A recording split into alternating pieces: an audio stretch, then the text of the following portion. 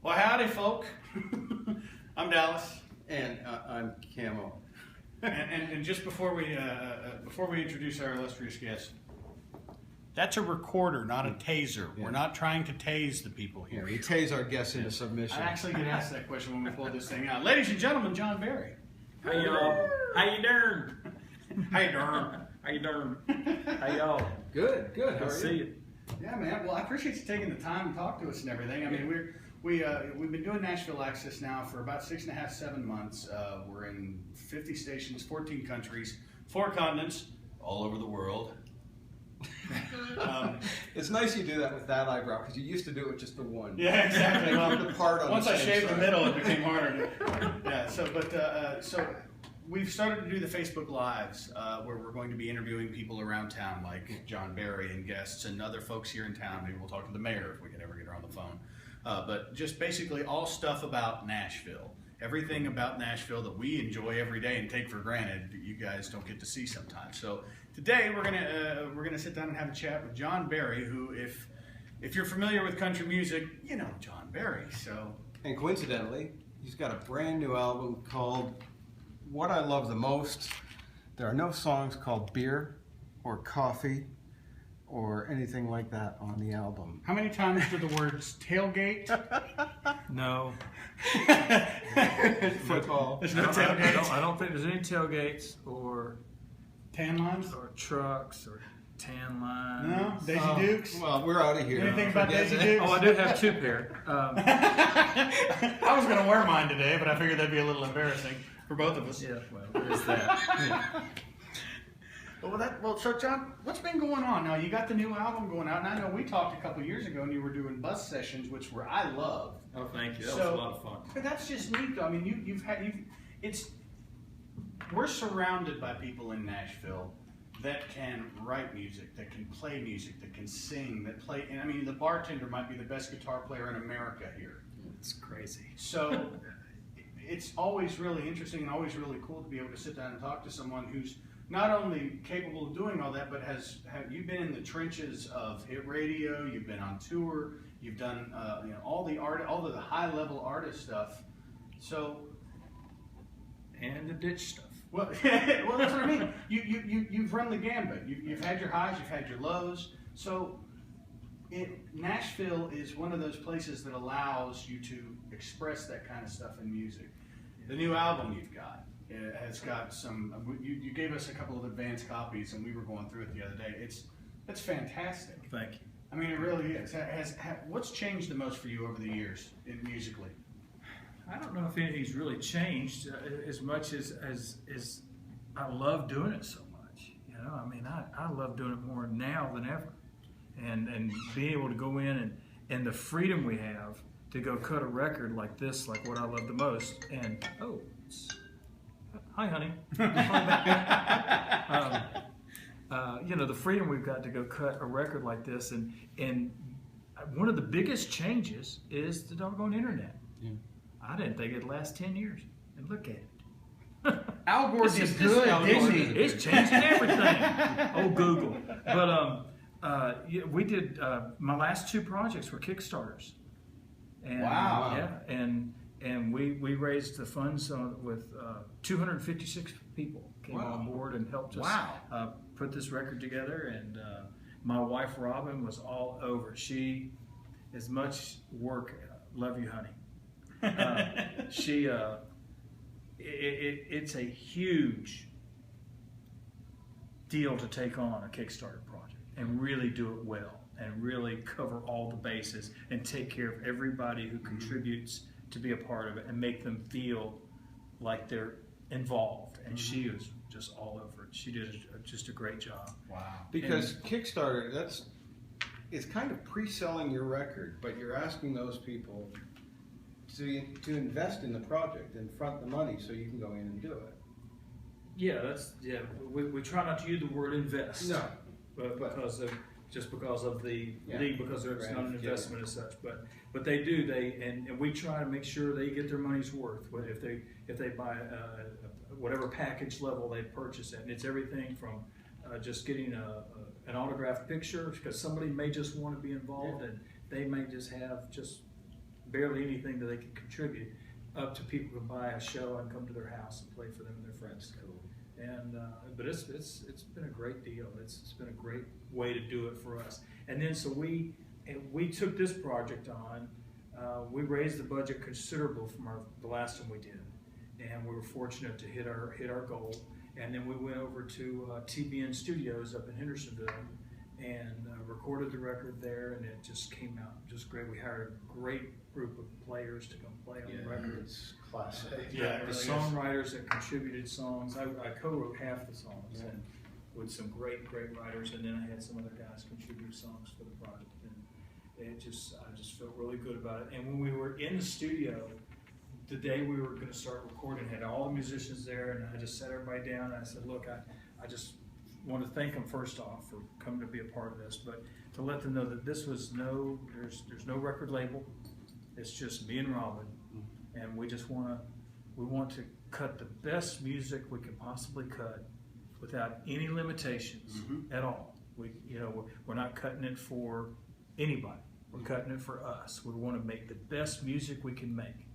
We're not thinking, okay, what do we have to do to make this song playable for radio? Yeah, you aren't dealing with a weasel-faced guy from a label going, don't like that song. Yeah.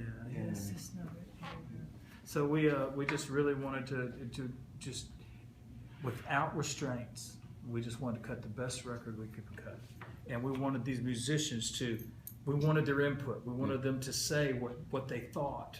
What do you think when you hear this? And just to create music that I could really sing well and take back on the road and play for friends and fans and reproduce it live and it came out just really pleased how it all came together. My wife Robin about came unglued when she opened the credits and found her name as co-producer. But because this is a town. Sounds like she earned it. Well, she more than earned it, and not just because of the Kickstarter program. When we did the album itself, she was in the control room every day. Wow. And she was sitting in the table there with me, and more than I did because I'm so ADD. I can only take small doses of that nitpick stuff. She's into the nitpick stuff. She just had a lot to say about and good stuff to say.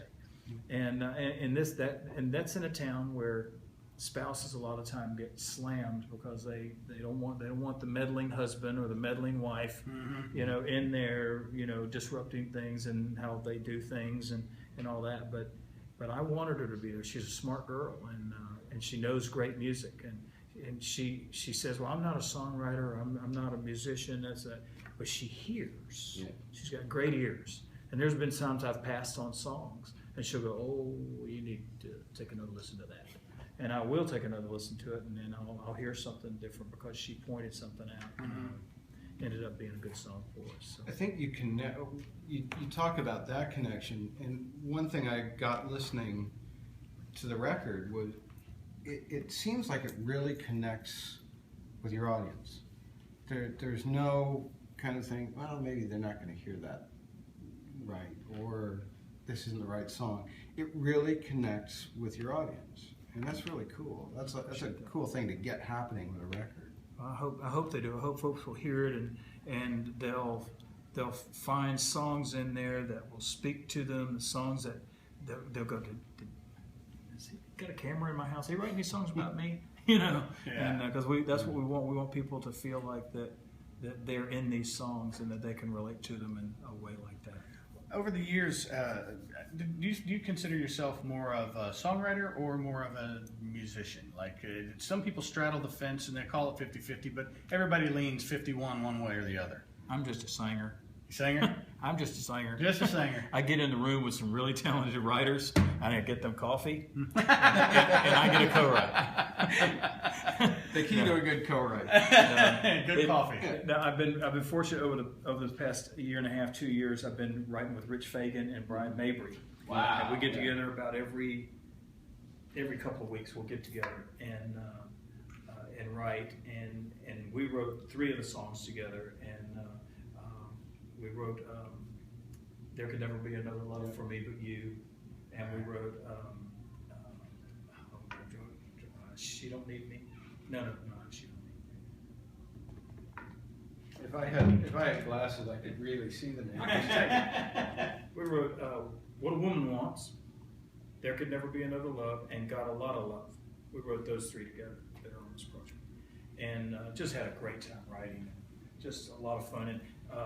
And once again, my wife, I was on my way to write with Rich and Brian, and she called me as I was driving over, and she said, hey, I've got on your Facebook page and posted a message as you. And I'm thinking, oh, this is going to be good. And she said, what you said was, you said, hey, everybody, I'm going to write with some friends. In a word, what does a woman want? And my Facebook page exploded. Just thousands of responses. Wow. Some of them stupid, some of them funny, and then some of them really serious, and most of them weren't one word. Most of them were paragraphs, Some of them were just names. Yeah. So it was really great. So when I got with Rich and Brian, and I kind of explained to them what had happened, and Rich said, man, we got to write that. So off we went. And wrote What a Woman Wants. And so when you girls listen to it, and you'll just realize that it's as close as three old hillbillies can get to knowing what a woman wants. That's right. Sometimes we can't define the English language. Women are a mystery. Yeah, there is that. So, all right. Well, so songwriting is one of those things that has pulled people through the keyhole in this town a lot, and it's neat to see the flip side of that, where I'm a singer. I came here to sing. But songwriting is still something that you kind of have to do. So did you have to teach yourself, or did someone teach you, or did you just pick it up? Well, I've been doing it forever, and I don't consider myself. I've got friends who probably wrote hits before breakfast today. They're just those guys. You know what I'm talking about. And I might have an idea, or of course my wife usually has a lot of the best ideas, and most of my good ideas are her ideas, and. But I might come in with an idea, like I had the idea for Standing on the Edge of Goodbye that I had out a few years ago. And I wrote the chorus. I have several other songs that I've written choruses for. And then when I would get to verses, I just load them up with way too much information. I mean, it's just way too much information. So once I started getting with other guys here in town, I'd learned how to edit. Yeah, how to self-edit and just sort of hit the points that need to be made, and then get to that lovely chorus. It's my favorite phrase in songwriting: word economy. Yeah. Believe it or not, the first guy that said it to me was a radio dude. It was a guy that I met actually at the same time I met you, Big Steve Kelly, down in Orlando years ago. But the term just kind of rolled around in my head, and then when I finally moved here to town and started writing, that word that phrase kept popping up over and over again, and I didn't realize that I've been training for this all my life. You don't realize it until you start doing it, but. Yeah. So don't use all the words in one song. You've got to write more later. Right. we have plenty of songs to write and plenty of words to use. Just use these in this one. I think we both learned that from program directors. My first program director said, when you're on the air, put a great big sign in front of you in big black letters that says edit. Yeah. So every time you open the microphone, you're not saying dumb stuff. And now we have a radio show that we can fill with dumb stuff. So exactly. And no program director. And thanks for inviting me. Thanks for being our guinea guest. I mean. I'll just shrink away now. Tiffany just put a message up. Can you reintroduce everyone, just for those of us who came in late? Oh, yeah. I'm Dallas. I'm Camo. I'm John. John Barry, ladies and gentlemen. Hi, newcomers. Welcome. So, I do my smile.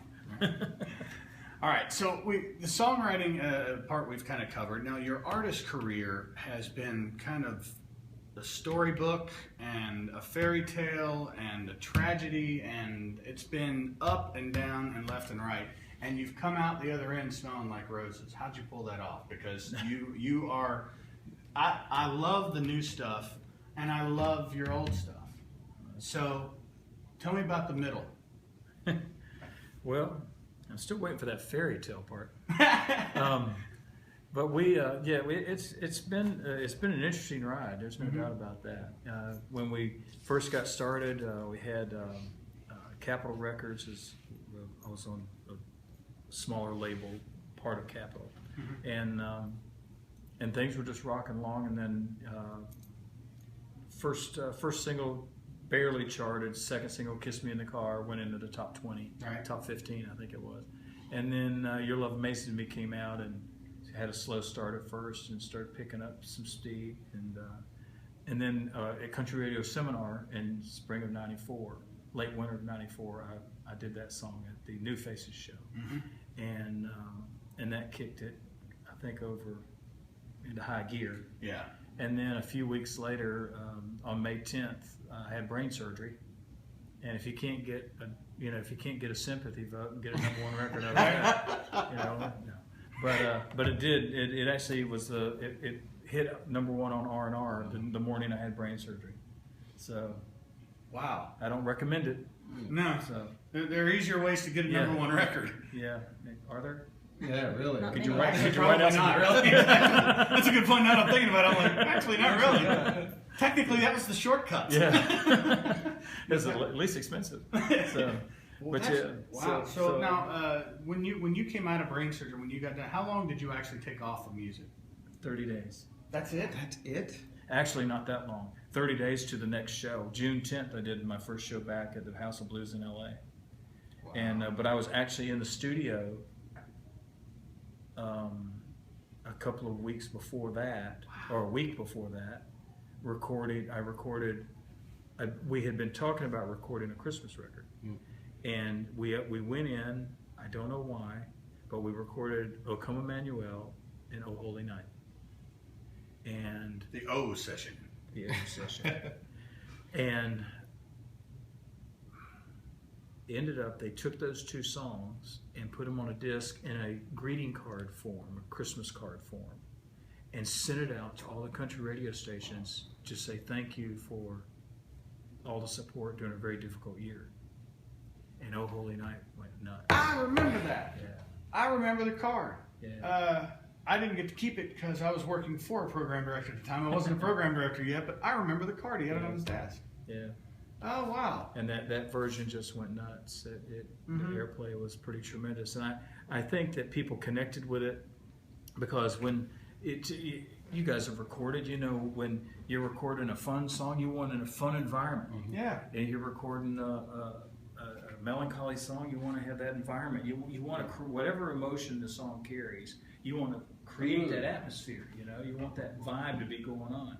When we cut "Oh Holy Night," I mean, there we were in the studio recording this beautiful piece of music. 30 days prior, I had brain surgery. I didn't know if I'd sing again. Who didn't know? Matter of fact, Connie Ellisor, the lady who played violin, a lovely musician, she came in a couple days later to track her parts, and her violin kept going out of tune. And Chuck Howard, the producer, he came across the headphones. He said, "Connie, what in the world's going on with your violin? Never had issues like this before." She said, "Well, I'm sitting here listening to John sing this incredibly beautiful piece of music, knowing a month ago we were praying he'd be okay." And then she said, "I'm just so tore up." She said, "I'm crying my eyes out, and the tears are going down my face, and they're hitting on my violin, and my violin's going out of tune." That's that kind of thing that you can't buy. That's that kind of thing that you can't manufacture. It just happens, and you get a snapshot of it. And you put the CD on 10 years later, and you can still feel this thing going on.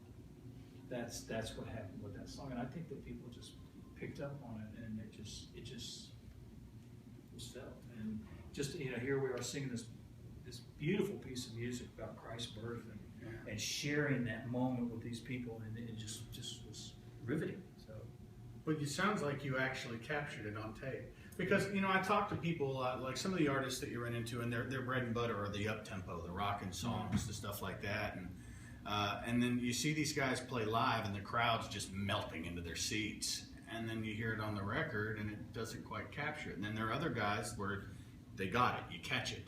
And it's like catching that lightning in a bottle. I mean, they use that phrase a lot, but that's what it is. And some people, to catch the energy on an album is the hardest thing. Oh, yeah. But to me, catching true emotion on an album is the hardest thing to do. And you did that. Yeah, well, If your fiddle player is detuning her violin with her own tears, you're doing something right. Yeah, there's only a handful of songs, I think, that do that. Yeah. People always point at the dance as one of them. Yeah. And But there are songs that you can, when I hear My Maria, Brooks and Dunn. Yes. Ronnie sang the crap out of that song. Yeah, Believe And, sang too, and Believe. same thing. And that version of that song, there's something so cool going on in that session. And, you know, I just thought that was, I love that track. Yeah. And you can feel those things. You hear those songs, you put them on and you hear this particular song and it's like, man, that track is just electric. And imagine what it was like in the room, you know, when they were cutting it. Yeah. Because you're only going to catch a percentage of it on a CD. Yeah, that room had to be just the walls coming down. You know, people doing cartwheels, babies flying through the air. You know, I mean, that had to be a circus. Yeah, pretty crazy. But when you catch stuff like that on tape, and that I think it seems to me like when you're a recording artist, that's your job, is to go in there, write a song that conveys an emotion, and then go find a group of people that can make that real, make it palatable in the room, and then catch it on tape. Yeah. And you've had a career of doing. Your Love Amazes Me is still one of the greatest love songs on planet Earth. Yeah, Chuck Jones and Amanda Hunt Taylor wrote that one, and I was the lucky guy who drew the straw. Boy, got to sing it. Good catch. Yeah, Boy, that was I mean, but stuff like that. When things like that happen in your career, like when you heard that song the very first time, you knew it. Oh, I knew it. Right. I mean, that had to be one where you were like, all right, that's ours, right? You put that on hold. Nobody else gets that, right? And I couldn't have it because Tanya Tucker was cutting it on her new album. And I wanted to know. I kept calling my contact at Capitol because we were both on Capitol. Yeah. And I kept calling my friend there. I said, "She turned it in yet? She turned it in yet?" And finally, she turned her record and finished. And that song wasn't on there, but she had it on hold. She tracked it for her. Well, record. I bet she was kicking herself Every time I saw her for a long, long time. Your Love Amazes Me. Avert your gaze. She was like, "John Barry, you owe me. You owe me, John Barry." She scared me what she did. She might be little, but she's wired. I know. She's wired. She'll take you. She's wired. Wired. That's Don Knotts. But does she carry a bullet in her pocket? Exactly. That's the key. That's all that matters. Yeah. But she ended up including her version on her greatest hits record, and she did a great version of the song. But I was just the fortunate guy. Hey, look, I love Tanya Tucker, and I think she does. can sing her butt off. She is a legend, you know. But your Love Amazing, your version kills it. Well, I'm sorry, it's awesome. a career record, and there are a lot of those that people will try and cover, but it's just not there. Yeah. I mean, you talk about My Maria. Yeah. The original was really good. Oh yeah.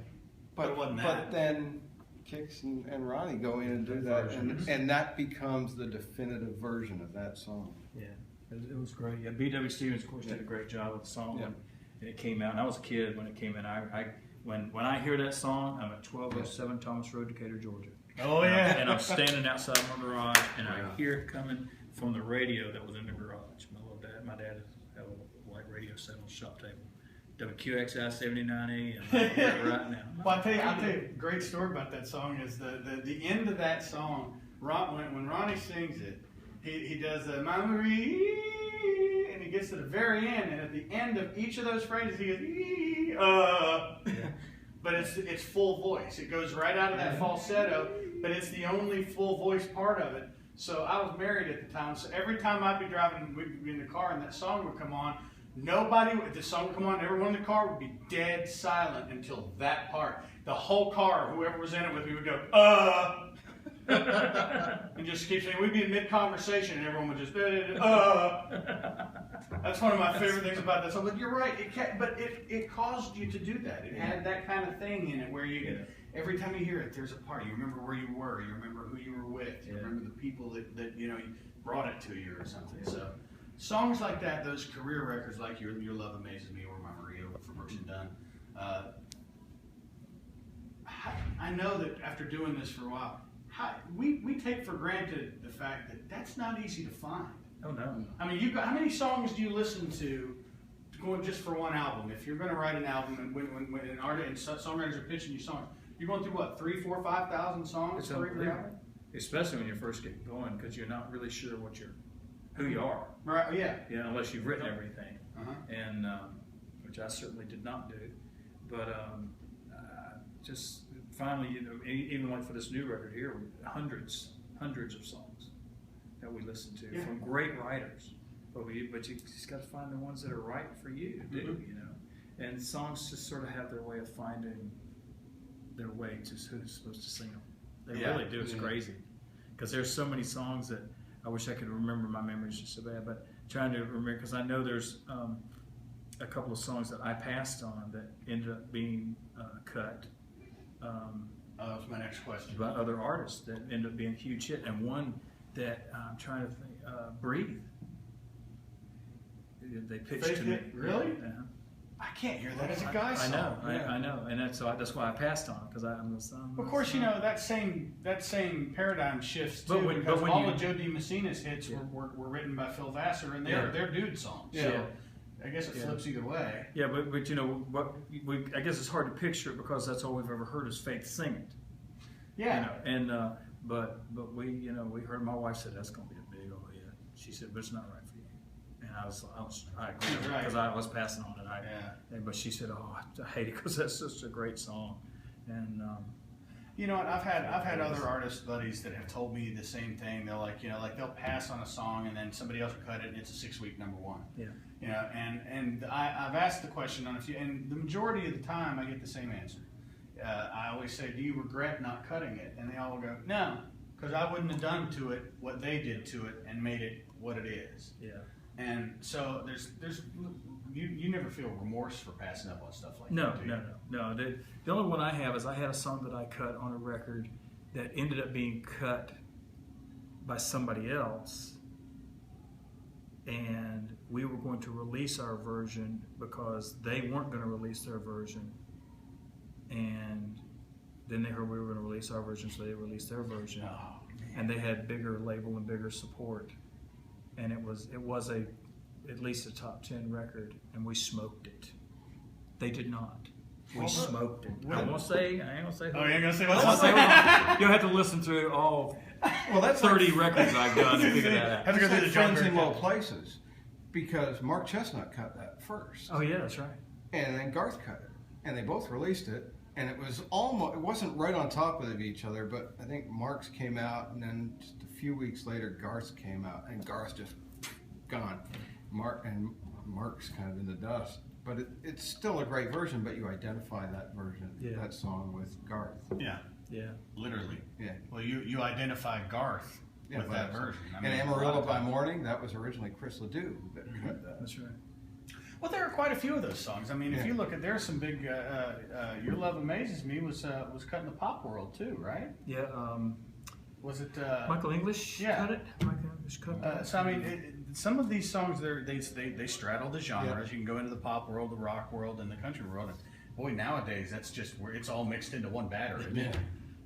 I mean, like Aldean's new track has got just screaming distorted guitar all over it and everything. Now I know that coming up through the '90s, that was, I mean, putting a drum track on a country song. Drum loop. Yeah, drum loop on a country song was unheard of. Yeah, loops weren't used much, and it was pretty laid back. You know, it was just they hadn't gotten to that level of stuff yet. So well, the best phrase I heard actually came from Travis Tritt. We were talking about this a while back, and he said, "Hell, I remember making records, and I'll tell you right now, if we couldn't play it, it didn't need to be on the record. So we didn't need pre-recorded drum loops or any of that stuff. And we decided if we couldn't hire somebody that could sit and do it over and over and over again forever to get the perfect take, but he could play it right there in the studio, it didn't need to be on the record." And it's weird to me that the paradigm has shifted so far in country music that now you've got entire. There we go. Okay. Here we're back. Oh, we're back. Yes. That interruption brought to you by Sorry about squirrels. that. Yes, sir. Linda Williams says hi, John, and T.C. Clement. Oh, friends from TC. Michigan. Ah, there it is. Hello. So. That's cool. That is awesome. We're talking with John Barry. This is his new record. Yep. What I love the most, and I couldn't help but notice, you brought a guitar. I did. You want to play something with that? Sure. thing? What can I play for you? How about Little Your Love Amazes Me? Just since we've been talking about it so much, now I want to hear it. Yeah. I know that one. You know that song? I can hum a few bars. Okay. Jump in there. John Barry, ladies and gentlemen.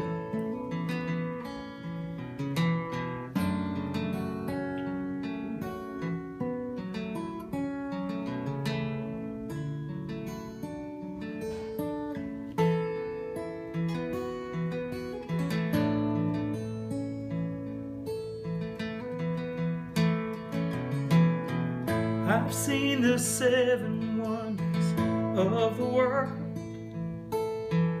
I've seen the beauty of diamonds and pearls, but they ain't nothing, baby. Your love amazes me.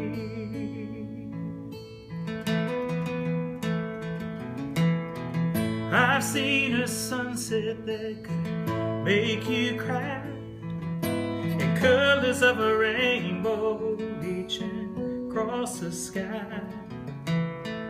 The moon in all its phases, but your love amazes me.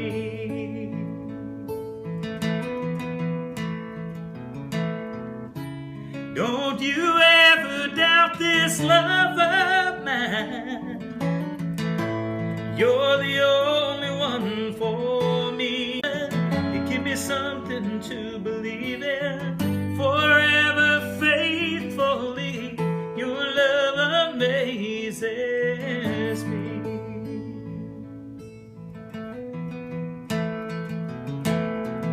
Your love.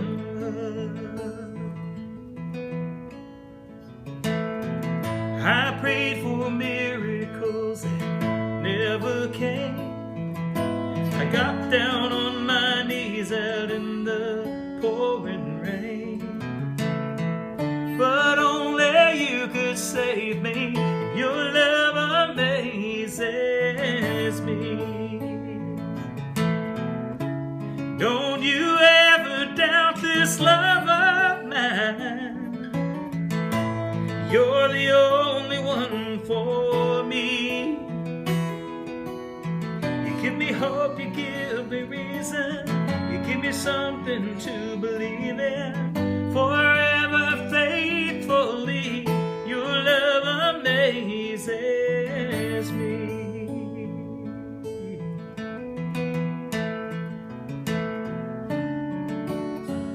Your love, but only you could save me, and your love amazes me.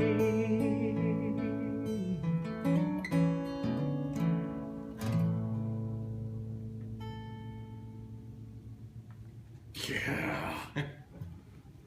Very cool. Mary Man, you Ellen are- you know, we are- Ashenfelder really liked that. I'll say this. Enjoyed singing a few dudes. Appreciate it. Your voice amazing. I thought it was fantastic.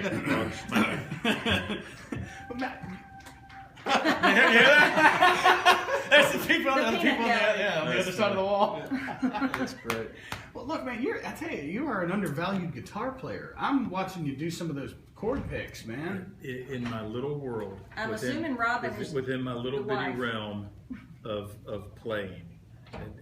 I don't jam. I don't play leads. I do this little thing and stay in my little world. But you know what? I can fool a lot of people a lot of the time. That's hard to do. Well, you know, it's really funny. When I was in high school, I took a guitar playing class because it was an easy credit. And there was a guy in our class, Jerome Stevens. Jerome Stevens, if you're out there seeing this, thank you. But he taught me how to play Stairway to Heaven. You don't get a writing credit, Jerome. He taught me how to play Stairway to Heaven, which was... But Right. you had to play these two notes at the same time.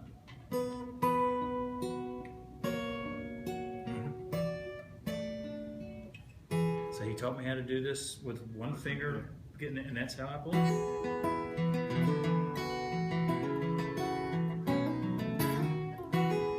God, you just explained in a simple way something that's very, very complex. Don't ever do that again. It makes you look smart when no one knows how you do it. Yeah, so That's awesome. So learning how to play like that, it's almost like finger picking, but it's just with a pick and one finger. Well, because like to watch guys like Steve Martin, which no one up until recently no one really understood, is one of the greatest banjo players in Unbelievable. history. Unbelievable. We just talked to Jeff White last week. Yes. And he's going to be doing the Hollywood Bowl with Steve Martin and Martin Short this summer. Crazy. Which, you know, that's a very Solomon, Yeah.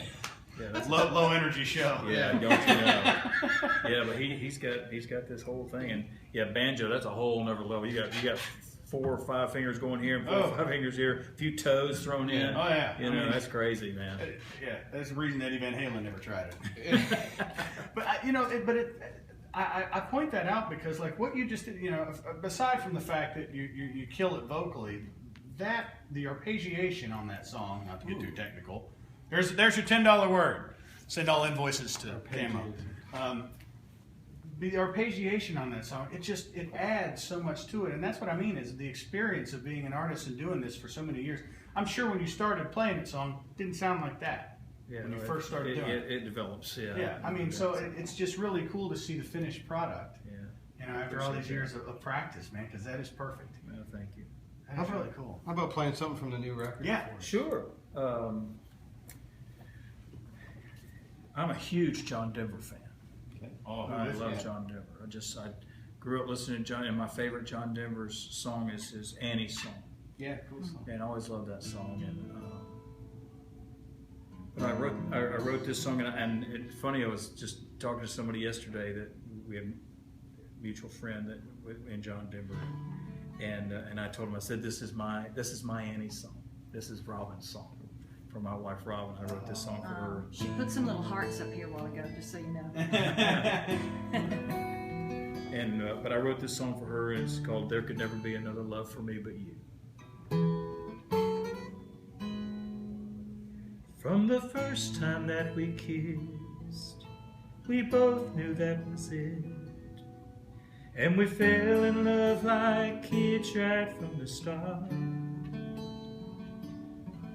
When we stood and said I do, deep inside I knew you would be forever in my heart. And I thank the Lord above for your precious love. Heaven only knows a love this true. And there could never be another love for me but you.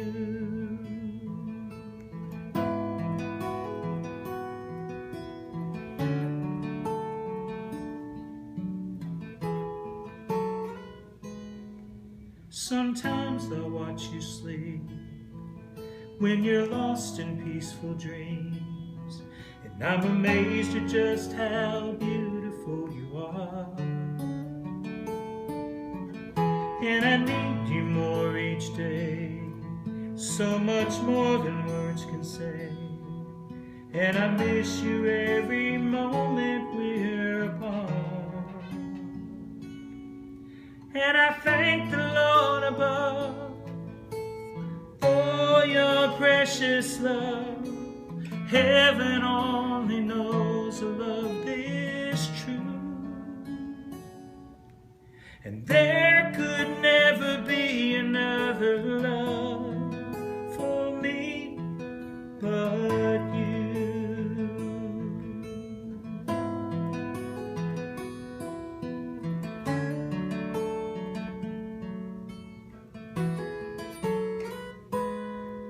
And I thank the Lord above for your precious love. Heaven only knows a love this true. And there could never be another love for me but you. And there could never be another love for me but you.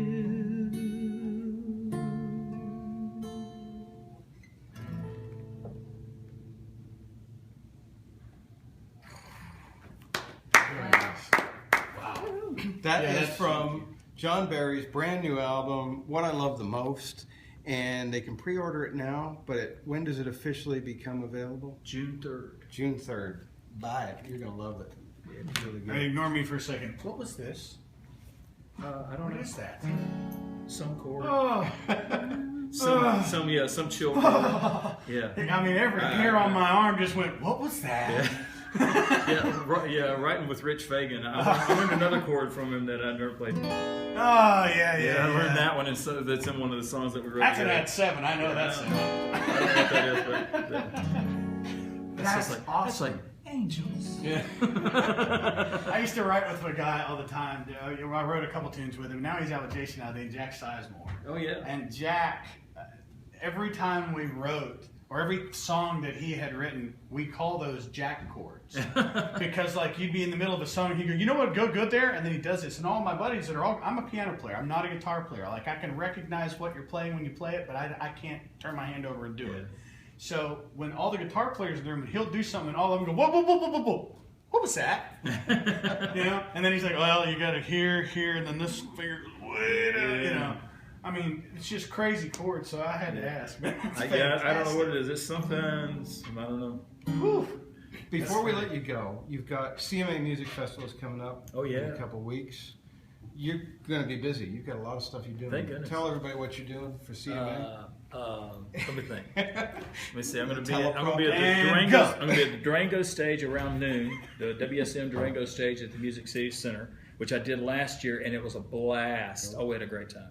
And then then I'm going to go down at 3:00 to the Valentine, which is a cool new venue down on 2nd Avenue. I don't know if y'all have ever been there, but it's called the Valentine, and going to do a show there. And what's that? Digital rodeo television. Digital rodeo television, and Sunday we open the Sunday I'm going to be at the Ascend Amphitheater opening the brand Tracy new Lawrence. stage. That's very Tracy Lawrence is doing an event there, and I'm opening the show for that. Love Tracy. Hey, he's awesome. He's fantastic. He's awesome. I'm working with the guy that gave him his first writing deal. Oh, really? Aaron Brown. Yeah. I didn't know Tracy very well. We know each other, speak to, and stuff. But a number of years ago, he called and asked if I would come and sing on a project he was producing. This thing called Civil War Project, and I was singing this song, and it's really really cool tune, but I could tell I wasn't getting what he thought it needed to be, and he came in and talked to me. He said, "You know what, John?" He said, "You need to find some place. You need to mentally go someplace, and where this song's talking about. You need to just find this place to go will put you in this frame of mind." And instantly, it reminded me of this place that when we went horseback riding at our old farm, we went through this old woods and down past this swamp, and we came up through the swamp, and all of a sudden, there's just huge trees that were there had to be 150-year-old trees too. Wow. Just beautiful place. I couldn't believe it. Nobody had ever built anything there. But all of a sudden, I had this. We were riding through there. I could remember thinking back on this time, riding horse through there. I said, there had to have been soldiers here at some point, sitting around this little pond under these trees, because it's a whole place. And that's where I went. And I sang that song again, and he said, "I don't know where you went to." He said, "But you went to where it needed to be for the Civil War song." And it was just a great thing just to have him as a singer to singer talking about, hey, you need to find a place to go to sing this where it's near. You're not just saying these words. Well, And that was you're really speaking cool. the same language. Yeah, it was great. We had a great time doing that together, Wow. and I really appreciate him inviting me to be a part of that. And I found out just recently we both live up north of town a little bit. We don't live too far from each other, so hopefully we can get together and do some music. I'm hearing some fishing in your future. Come on, man. Yeah, that'd be awesome. Boy, that's great. Well, John, thank you so much for taking the time to talk to us a little bit, man. And we love the new album. Thank you. Again, if you haven't gotten a copy yet, go hunt this down like your life depends on it, because it might. They got it on iTunes and the iTunes, and they've got it at johnberry.com, of course. And tonight I'll be on the Grand Ole Opry, and we're going to be doing a song "You and Only You," which I had a hit with years ago. And then we're doing a big old fun rockin' tune called "I Get That All the Time," and we'll have and then after that I'm going to be signing autographs in the Opry store, and this will be the first official time the song's been, or the record's been available retail. It's tonight at the Grand Ole Opry. So Yeah, you can get your copy tonight. Go to the Opry. Come on. Catch John. And of course, you're going to hear this, this goes without saying, you're going to hear this on Nashville Access too. So if you're in one of our many outlets for the radio stations that play Nashville Access, then you'll hear it there as well. what you think regions Yes. Yes. Our friends at Regions Bank, Music Yeah. City Road Branch, for letting us use their conference room. Yep, this is the beautiful Yeah. conference room of Regions. So thank Yeah. you guys for letting us do Yeah. this.